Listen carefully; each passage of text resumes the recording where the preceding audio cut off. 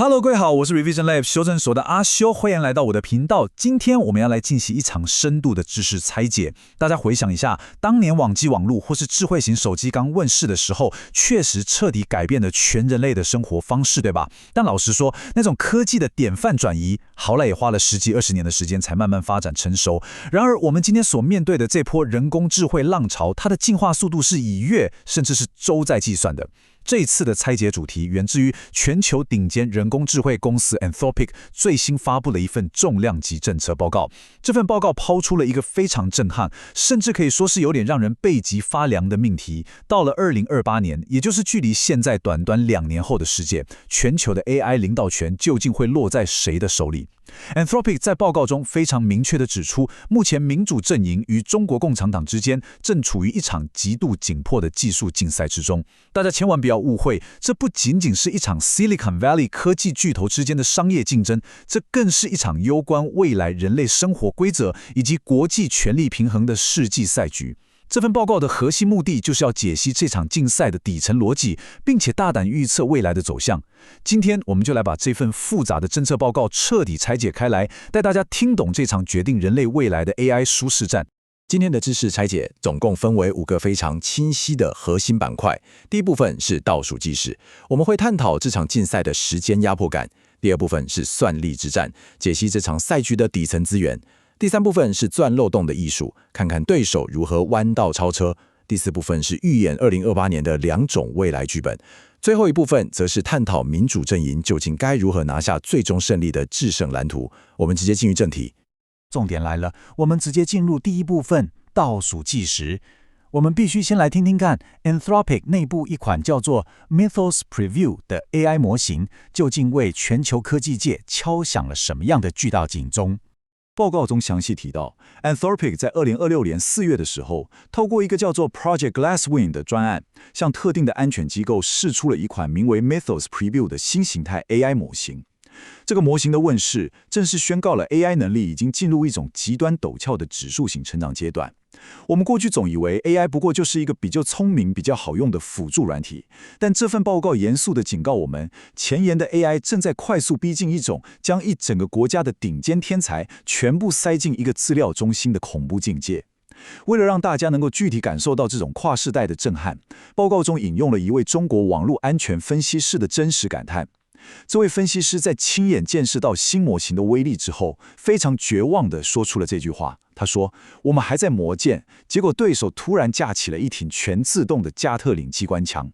這句話真的非常傳神，因為它反映了無比真實的數據差距。根據報告裡面的記載，全球知名的瀏覽器 Firefox 團隊在獲得 Mythos Preview 模型的存取權限之後，短短1個月之內修復的安全漏洞數量，居然比他們在2025年整整1年修復的總量還要多。不僅如此，這個單月的修復量甚至達到了2025年平均每月修復量的20倍之多。我們用深度的邏輯來反向推演一下這件事情的嚴重性。如果一個 AI 可以用20倍的速度去修復系統漏洞，這代表着它同樣也可以用20倍的速度去發現並且攻擊敵方系統的漏洞。大家想一想，在傳統的網絡安全領域當中，尋找一個0日漏洞往往需要頂尖駭客花費幾個月甚至幾年的時間。但現在，強大的 AI 可以在幾秒鐘之內自動完成這一切。這已經不是同一條起跑線上的常規競爭了，這是一種絕對的降維打擊。這也是 Anthropic 認為各國的政策制定者必須立刻進入備戰狀態的根本原因。既然 AI 所展現出來的破壞力與創造力如此驚人，那麼驅動這股龐大力量的源頭到底是什麼呢？我們來到第2部分，算力之戰。這場看似在比拼軟體演算法的競賽，其實真正的戰場一直都在硬體層面。講到這裡，我們必須非常精準地定義一個貫穿全場的核心名詞 compute， 也就是中文所說的算力。算力並不僅僅是你去買一顆高階顯示卡或晶片而已，它是一個極度龐大的系統工程。它包含了訓練與部署最尖端 AI 模型所需的所有先進電腦晶片，以及為了維持這些晶片日夜運作的龐大能源，還有極致的散熱基礎設施。大家可以把算力想象成是一級方程式賽車裡面的那顆引擎。今天，不管你的賽車手天賦有多高，也不管你的演算法寫得有多麼精妙無瑕，只要你實體引擎的馬力輸給對手，你在直線加速的賽道上就是會被無情地斬壓。根據 Anthropic 的深度分析，目前美國與其盟友在這個引擎製造的領域上佔據了絕對的統治地位。如果我們從歷史的長河來做對比，這種統治地位絕對不是一朝一夕憑空掉下來的，而是台灣的台積電、歐洲的 ASML 以及美國的 NVIDIA 和 AMD 等民主陣營的頂尖企業，耗費了超過30年的時間，砸下了數千億美元的資本，在材料科學、量子物理與極紫外光微影技術上不斷突破極限，才共同築起的一道物理學護城河。這道護城河是實打實的製造業極限，對手絕對無法單靠寫幾行聰明的程式碼就輕易跨越物理的邊界。同時，這也大幅得益於美國政府近年來實施的跨黨派出口管制政策。這些政策在名義上就像是直接鎖死了維權體系獲取頂級引擎的合法管道。為了更全面地解析這場錯綜複雜的賽局， Anthropic 將未來的 AI 競賽劃分為4個主要戰線。第一條戰線是智能，也就是看誰能訓練出最聰明、邏輯最強的模型。第二條戰線是國內採用率，也就是看誰能最快把 AI 大規模導入國內的商業與政府運作體系之中。第三條戰線是全球布局，這是在比拼誰能讓全世界的經濟與產業鏈都穩穩地跑在自家的 AI 系統架構之上。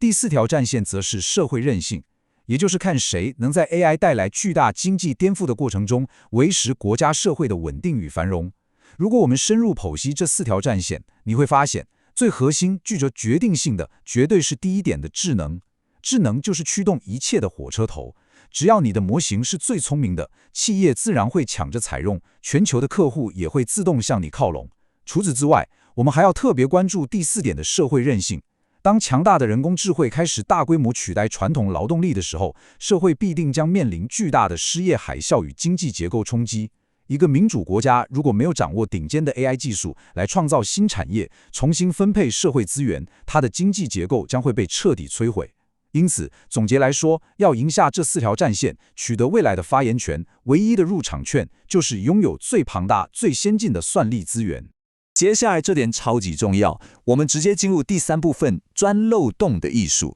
剛剛提到，美國已經築起了極高的物理高牆與法律護城河，那為什麼中國的 AI 發展速度依然能夠緊緊咬住技術差距？我們來看看他們到底是如何繞過管制的。這裡有一組極度震撼的數據，請大家務必要記在腦海裡：25億美元。這絕對不是某個中型跨國企業的年度營收，而是一宗單一的聯邦調查案件當中所查獲的走私金額。根據報告的深入披露，有高達25億美元裝載着美國最先進運算晶片的伺服器被非法轉移到了中國境內。我們用基本的商業邏輯來推演一下，在聯邦調查的實務中，通常被查獲的都只是冰山一角。如果單一次被查獲的案件金額就高達25億美元，那麼那些潛藏在水面下未被察覺的灰色市場與黑市走私規模，恐怕是高達數百億美元的天文數字。這說明了晶片走私早就發展成一條極度成熟，而且是工業化規模的地下供應鏈了。但更嚴重的問題還在後頭。報告特別指出了一種更難以防堵的雲端運算漏洞。許多中國科技巨頭，他們根本不需要大費周章把實體晶片運回國內，他們直接在新加坡、馬來西亞等不受美國嚴格管制的東南亞國家設立龐大的超級資料中心。他們合法買下這些先進的美國晶片，將它們安裝在海外的機房裡面，然後透過跨國的海底光纖電纜，將運算結果及時傳回中國國內。這種做法可以說是完美的避開了美國目前只管制實體硬體出口的法律漏洞。我们繼續聊下去。硬體的走私其實還不是最可怕的，軟體層面那種近乎無限複製的技術剽竊才是真正的防不勝防。Anthropic 在報告中非常詳細地解構了一種被網絡安全界稱為蒸餾攻擊的駭客手法。我們來一步一步地拆解這個過程，看看對手是如何零成本竊取技術的。第一步，攻擊者會利用自動化腳本創建千上萬個虛假賬號，借此輕易繞過美國頂尖 AI 公司的使用者驗證與存取限制。第二步，他們會透過這群龐大的僵屍賬號，系統性的向美國最先進的模型輸入無數個複雜的問題，然後貪婪地收集模型給出的完美解答與高質量數據。第三步，他們把這些低成本收集來的優質數據拿回去餵養自己內部相對落後的模型，讓自己的模型快速模仿出頂級水準的行為模式。大家可以把這個過程想象成這樣：對手完全不懂高階的化學反應原理，也不知道精確的食材配方，但他們直接派了無數個假客人去米其林3星餐廳，把大廚做好的名菜偷端走，然後拿回自己的廚房去進行逆向工程，完美複製出一樣的菜色。這裡存在着一種極度不平等的經濟不對稱性。美國的頂尖企業必須砸下數十億美元的研發資金，耗費無數頂尖工程師的腦力，才能訓練出一個前沿模型，但對手卻只需要花費幾百塊美金的系統 API 費用，就能輕易啟動自動化程式去竊取這些智慧結晶。這是一種被程式碼無限放大的工業間諜活動，也是他們能夠緊追不捨的最大秘密。簡單整理一下剛剛的內容，我們了解了算力的重要性，以及對手如何透過走私與蒸餾攻擊來縮短差距。在徹底理解了當前的危機之後，我們來到第4部分，預演2028年的2種劇本。各國政府在今天的決策將會直接引導我們走向2個截然不同的未來。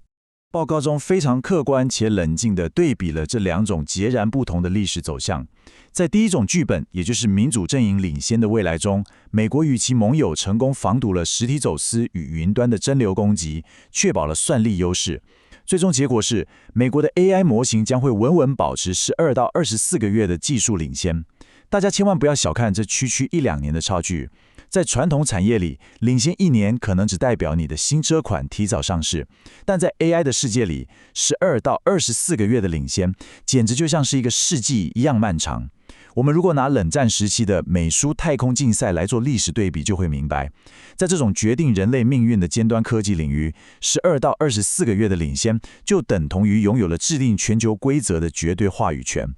在這種情況下，民主國家將主導 AI 的道德標準，確保科技被用來促進人類繁榮，並嚴格保障公民自由。然而，如果不幸走向第2種劇本，也就是威權體制追平，這代表各國政府繼續放任漏洞存在。那麼到了2028年，中國的 AI 生態系將會與美國並駕齊驅。在這種未來裡， AI 的底層規則將由威權體制來書寫，全世界都可能面臨無孔不入的自動化監控技術輸出，以及人權壓迫的常態化。為了讓大家更深刻地體會第2種劇本可能會帶來多麼災難性的後果，我們必須嚴肅探討 AI 的軍民兩用威脅。Anthropic 在報告中強烈警告，前沿 AI 絕對不只是個能幫你寫報告、寫程式碼或生成漂亮圖片的工具而已，它實質上是一種足以徹底重塑一國軍事實力的數位武器。如果威權國家掌握了比肩美國的 AI 技術，他們將能大幅度壓縮各種毀滅性科技的研發週期。他們可以利用 AI 快速研發新型的生化武器，或是協調龐大的無人機蜂群進行極度精準的戰術打擊。但其實更令人擔憂的是開源模型在惡意人士手中的危險性。我們推演一個非常合理的邏輯：如果一個接近前沿水準的強大模型被國家級別的駭客組織竊取，並且故意在網絡上完全開源釋出，那會發生什麼事？這些模型內建的安全護欄與道德限制將會被輕易拆除。到時候，任何一個恐怖組織、非政府的極端武裝分子，只要有一台普通的筆記型電腦，就能瞬間擁有等同於一個國家級別生化實驗室的研發能力。這種力量一旦徹底失控，並且下放到民間，對全球的實體安全將會是毀滅性的打擊。面對如此險峻的挑戰與潛在危機，難道民主社會只能坐以待斃嗎？當然不是。我們進入第5部分，民主陣營制勝藍圖，來看看 Anthropic 這個位在第一線的科技巨頭提出了哪些具體可行的政策解方。最後總結今天的3大重點，也就是 Anthropic 為了守住那至關重要的12到24個月領先期所提出的3個層次的強硬政策建議。第一點，徹底封死硬體漏洞。這絕對不僅僅是抓捕幾個黑市走私客那麼簡單，而是必須從法規層面下重手，將海外資料中心的遠端算力存取直接納入最高級別的出口管制範圍，直接斬斷對手透過雲端借用算力的生命線。第二點，強力捍衛創新成果，阻斷模型的存取途徑。實務上該怎麼做呢？美國的頂尖 AI 企業必須在雲端存取上實施極度嚴格的客戶身份審查機制，也就是我們金融界常說的 KYC 協議。只要能夠從源頭切斷蒸餾供給的虛假賬號，對手就無法再免費竊取美國工程師的智慧結晶。他們將被迫回到原點，自己去面對龐大的算力耗損與研發試錯，這將從根本上癱瘓他們的追趕速度。第三點，大力推廣美國 AI 系統的出口。這其實是一種科技層面的軟實力外交。大家想想，當年美國將 GPS 定位系統或是網際網絡的通訊協定推廣到全世界一樣，如果美國能確保全球企業與各國政府的底層基礎設施都是建立在符合民主價值與安全規範的 AI 架構之上，這就能直接將威權體系的 AI 產品邊緣化，讓他們在全球市場上徹底失去立足之地。講到這邊，我們今天面臨的終極拷問是：民主陣營究竟有沒有足夠的決心與強大的執行力，去採取強硬手段鎖住這短短12到24個月的技術領先？還是會因為商業利益的短視近利，把這把足以改變人類歷史發展軌跡的 AI 鑰匙拱手讓給威權體制？這絕對不只是幾家科技公司的營收責任，更是每一個政策制定者以及身為公民的我們必須共同面對的歷史大考。總結一下今天的重點。Anthropic 警告 AI 競賽是算力與防堵技術剽竊的殊實戰，若不立即封鎖晶片走私與模型蒸餾漏洞，威權國家將在2028年反超，帶來全球自動化監控與軍事威脅。民主陣營必須以嚴格法規、死守技術領先，捍衛未來自由。今天內容就到這邊，如果你覺得這集有幫助，記得馬上點讚加訂閱加開啟小鈴鐺，我們正在衝訂閱，需要你的支持。我是阿修，我們下次見，拜拜。